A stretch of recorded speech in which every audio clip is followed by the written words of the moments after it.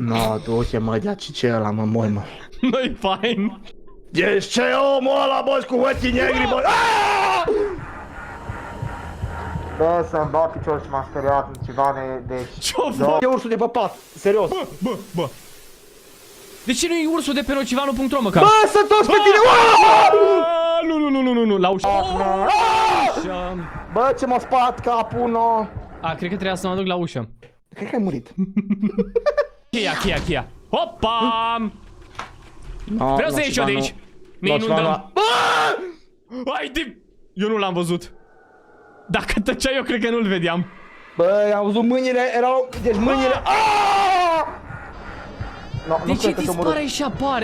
Deci, urși? rum V, rum Unde se V... întorc, mă, urși? Uite, te vezi. Uite. A, da, bă. Fugi că e în casă. Ar trebui să Mamă, fug, urât-i, mă! Bă, dar îmi bați joc, bă. Gata, fii atent, gata, fug. Promit. Oh, la mulți ani, Nocivani! Bine, mă! La mulți Vezi că-s chiar ani! faine artificiile astea. Sănătate, ce bine Vezi că că e murim! chiar tare. Da, chiar e tare, dar murim de frică afară acum. Nocivane? Nocivane ne-au păcălit, am știut-o că ne-au 1, păcălit. 2, 3, 4, 5. Ne-au păcălit! Clorna! Ne-au păcălit! Sunt încolțit. No, e și în casă, nu cred! Du-te înapoi repede. Hai că mai intru înapoi. Ok, deci... Și acum ce? Să nu sară pe noi. Hai! Aici m-a speriat, mă.